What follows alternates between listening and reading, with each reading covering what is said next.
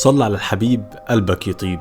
في جرايم لما تسمع عنها تقول مستحيل يكون ده حصل، ده اكيد فيلم او رواية سوداوية. بس الكارثة ان اللي هحكيه دلوقتي حصل فعلا في بيت مصري في قرية هادية جدا وفي وسط اهلها. هسألك سؤال يا صديقي، دايما كنت بتسمع ابوك وامك او جيرانك او اي حد كبير بيقول ان الشارع ده هو أخطر مكان لأي طفل صغير، لكن في قصة النهاردة البيت هو أخطر من الشارع بكتير، وأبو البنت كان أخطر من أي مجرم في السجن. النهاردة مش هنتكلم عن سرقة ولا قضية شرف ولا حتى عن قتل، النهاردة هنتكلم عن جريمة ابتدت بكوباية عصير وانتهت بالإعدام. بنت في رابعة حقوق اسمها خلود، بنت مؤدبة ومتفوقة، كل اللي كان شاغلها إنها تذاكر وتنجح وتكمل حلمها. لكن كان في حاجة في البيت غلط، حاجة مش مفهومة. كل يوم كانت بتصحى تعبانة مرهقة، وكانت دايما بتحس إنها مش مرتاحة، بس هي مش عارفة السبب، لحد ما جسمها بدأ يقول حاجات هي مش مستوعباها أصلا، وتكتشف في الآخر إنها حامل. بس مين؟ مفيش ولد ومفيش أي علاقة ومفيش أي حاجة، ما تعرفش أي حد أصلا. وفي وسط ضغط الأسئلة دي كلها أبوها بعد ما يكتشف إنها حامل أول واحد ياخدها للدكتور. بس الغريب بقى إن الدكتور ده كان صاحبه، والأغرب بقى إن كل حاجة كان متخطط لها من وراها، تحاليل، أدوية، مسكنات، وكل ده من غير ما أي حد يقول لها الحقيقة. ومع الوقت خلود بدأت تركب الأحداث، بدأت تلاحظ إن العصير اللي كل ما بتشربه بتغيب عن الوعي، وبدأت تلاحظ نظرات أبوها وطريقته وتحركاته، لحد ما في يوم تقرر خلود إنها تمثل إنها نايمة وإن هي شربت العصير،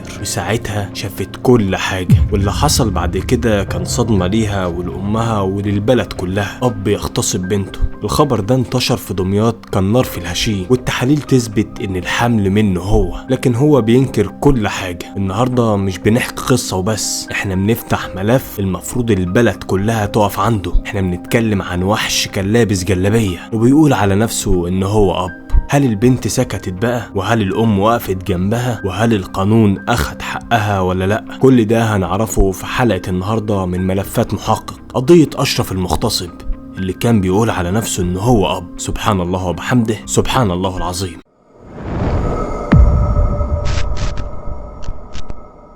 الجريمة دي حصلت في قرية النجارين التابعة لمحافظة دمياط. أسرة عايشة هناك مكونة من الأب أشرف تاجر مواشي، والابن والبنت اللي هم ضحية حلقة النهاردة. البنت كانت في رابعة كلية حقوق، وطبعا احنا مغيرين اسمها الحقيقي ومخلينه خلود. أما بالنسبة للأخ فكان هربان من الجيش وساب البيت وطفشان بسبب إن أبوه كل ما بيشوفه بيقول له أنا لو شفتك في البيت هسلمك بنفسي. الأب أشرف بقى كان متعود دايما إن هو بيجيب صحابه ويقعدوا في البيت ويقعدوا يشربوا، طبعا شرب من اللي بالي بالك، وطبعا اسلوبهم كان سيء جدا، والقعده بتاعتهم دي كان كلها الفاظ وشتيمه، غير شرب الميه اللي كانوا بيشربوه في البيت. وكان كل ده بيحصل قدام الام وبنتها، فالام كانت دايما بتسيب البيت وتمشي وتروح تقعد عند اهلها. طبعا هي كانت بتعمل كده بسبب اللي اشرف كان بيعمله، وتقدر تقول انها عاشت في بيت اشرف ده اقل بكتير من الفتره اللي عاشتها في بيت اهلها بعد الجواز. مرات اشرف بقى نصحته اكتر من مره وقالت له موضوع السهر ده ما عادش ينفع،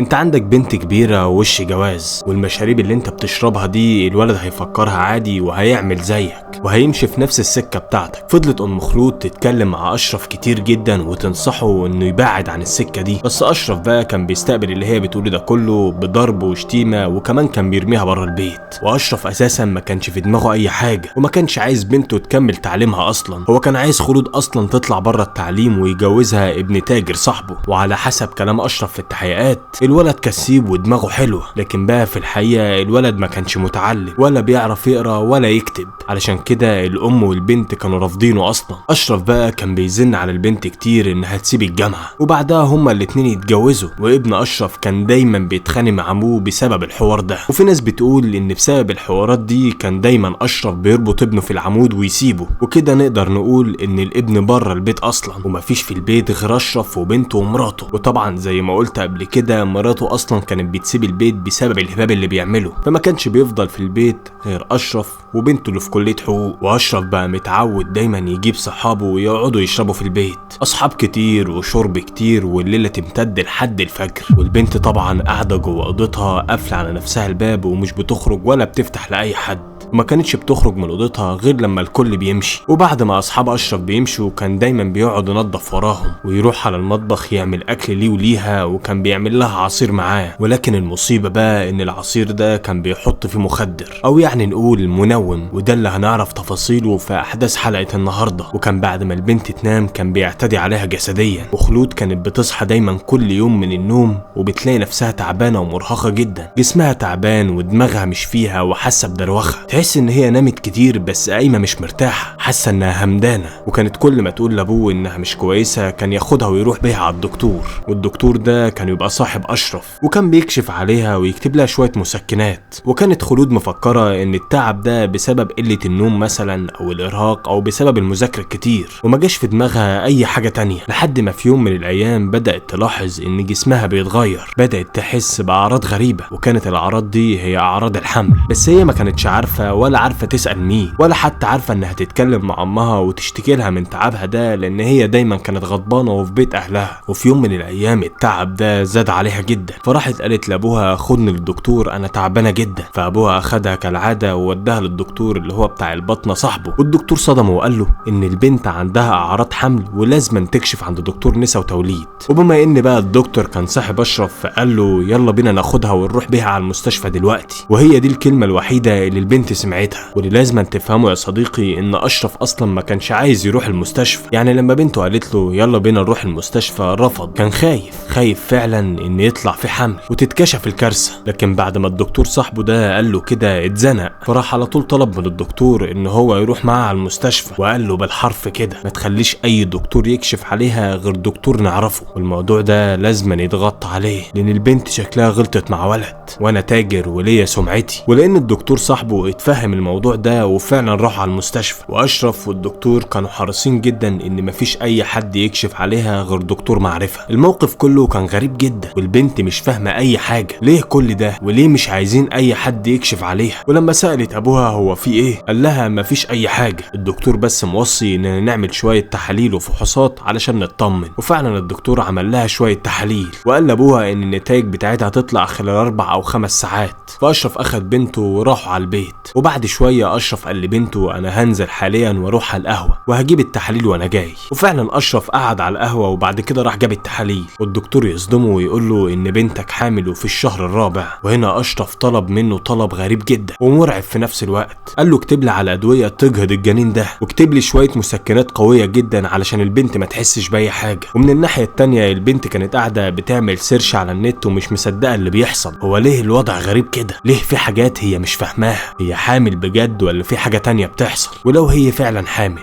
ابوها عرف ازاي؟ ولما عرف ما اتخانقش معاها ازاي؟ ده حتى ما زعقش ولا حتى عاتبها. الاسئله دي كلها كانت جوه دماغ خلود وعماله تزيد يوم ورا التاني، وكانت كل ما تعمل سيرش اكتر العلامات كلها بتدل ان هي فعلا حامل. لحد ما في يوم قررت انها تنزل الصيدليه وتجيب اختبار حمل علشان تتاكد بنفسها، وفعلا نزلت جابت الاختبار. ولما عملت اكتشفت فعلا ان هي حامل، والنتيجه طلعت ايجابيه. واول ما شافت النتيجه وقعت على الارض على طول واغمى عليها. وبعد شويه ابوها دخل ولقاها مرمية على الارض وكان جنبها اختبار الحمل، ولكنه علشان هو جاهل وما يعرفش الاختبار ده بتاع ايه اصلا عمل نفسه ان هو ما شافش حاجه، وقعد يحاول يفوقها لحد ما الحمد لله فاقت. واول حاجه عملتها بعد ما فاقت ان هي خبت الاختبار بتاع الحمل، وقعدت في اسئله كتير وحيره جوه دماغها. هو الحمل ده من مين؟ وازاي حصل اصلا؟ وازاي حد يوصل لها للدرجه دي؟ وهل فعلا زي ما هي ما بتسمع ان ده ممكن يكون من الجن؟ بس فجاه كل الأسئلة وقفت عند نقطة واحدة بس، هو ممكن الحمل ده يكون من أبويا؟ ومن اللحظة دي قررت إنها تركز قوي في الفترة اللي جاية وتخلي عينيها على كل تصرفات أبوها. وبعد ما كانت بتاخد من العلاج اللي جابه أبوها بدأت تعمل سيرش عن الأدوية دي، وفعلا اتأكدت إن كل الأدوية اللي جايبها أبوها كلها بتاعت إجهاض ومسكنات شديدة. ومن هنا بقى الشك كبر قوي جواها، هو ليه الدكتور ما قالهاش أي حاجة؟ وليه أصلا سايب أبوها يتصرف بالشكل ده؟ وهل الدكتور عارف إن ده من أبويا؟ وهنا بقى بقى يا صديقي خلينا اسبق لك الاحداث. الدكتور ده عنده مزرعة مواشي، وكان بينه وبين ابو البنت اللي هو اسمه اشرف شغل كتير ومصالح، فعلشان كده كان لازم يستر عليها ويمشي معاه، وهو اصلا ما كانش يعرف ان الحمل ده من ابوها، وكان مفكر زي ما هو قال له ان الحمل ده من عيل وهي غلطت معاه. البنت فضلت تاخد الادوية دي بانتظام شديد،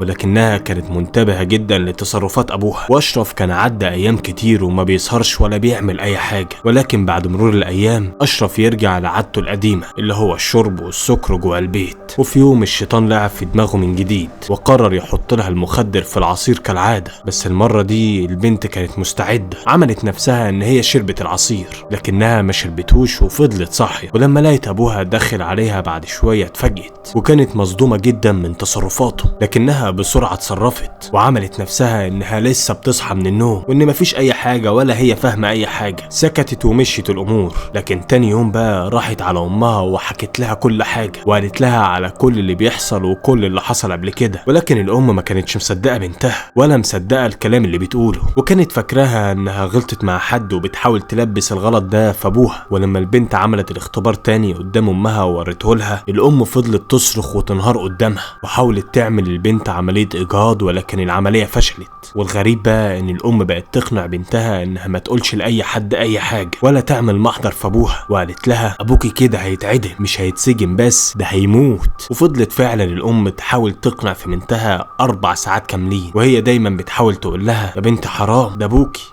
هيتعدم، ما تفضحناش، ما تفضحيش نفسك ولا البيت. لكن البنت بسبب انها كانت مثقفة ودارسة القانون كويس جدا اللي في دماغها ما غيرتوش، كانت عارفة ان دي جريمة اغتصاب ومحارم كاملة مكملة ومتقفلة من كل الجهات، وان السكوت على الموضوع ده خيانة لنفسها ولبنتها اللي جاية. وفعلا قررت تاخد خطوة وراحت على القسم وقدمت بلاغ رسمي ضد ابوها، والخبر انتشر في القرية كلها زي النار في الهشيم. ووصل طبعا الخبر لاخوها واللي هو كان هربان بره البيت، واول ما سمع ما صدقش، بس بعد شوية انهار وفضل يعيط ويصرخ، وكان بيقول انا هقتله بايدي والله لخلص عليه. ولكن الناس حواليه كانوا بيهدوه بيقولوا له الدي ان ايه هو اللي هيثبت كل حاجة، لازم نستنى الطفل لما يتولد وبعد كده نعمل التحليل، وبعد كده هنتأكد هل هو ابوك فعلا ولا حد تاني. يمكن يعني البنت غلطت مع حد او حد ضحك عليها يعني، بس هو ما سمعش كلام حد وراح على البيت فعلا علشان يقتل ابوه. لكن اول ما وصل البيت لقى ان الحكومة اصلا واخده ابوه وما كانش هيعرف يوصل له. اشرف بقى في التحقيقات انكر كل حاجه وقال لهم ان بنته هي اللي غلطت وان هو ملوش علاقه باي حاجه، وما بقاش قدام النيابه اي حاجه ولا حتى اهل البنت غير ان هم يستنوا تحليل الدي ان ايه. وفعلا مرت الايام والبنت ولدت وجابت بنوته زي القمر. وبعد ما عملوا تحليل الدي ان ايه الطب الشرعي يثبت بالدليل القاطع ان البنت دي هي بنته. وطبعا خلال الفتره دي المباحث كانت بتجدد لاشرف كل شويه علشان ما يطلعش، وكانوا مستنيين النتيجه بتاعت التحاليل تطلع. وبما ان النتيجة طلعت والخبر انتشر في البلد كلها، القضية كده كانت خلصانة، وكان الحل الوحيد اللي كان هيفصل في الامر ده هو المحكمة. ويجي يوم الجلسة واشرف يطلع قدام المحكمة وكل الناس كانت مصدومة من وشه، ما كانش باين على ملامحه الندم ولا حتى الخجل،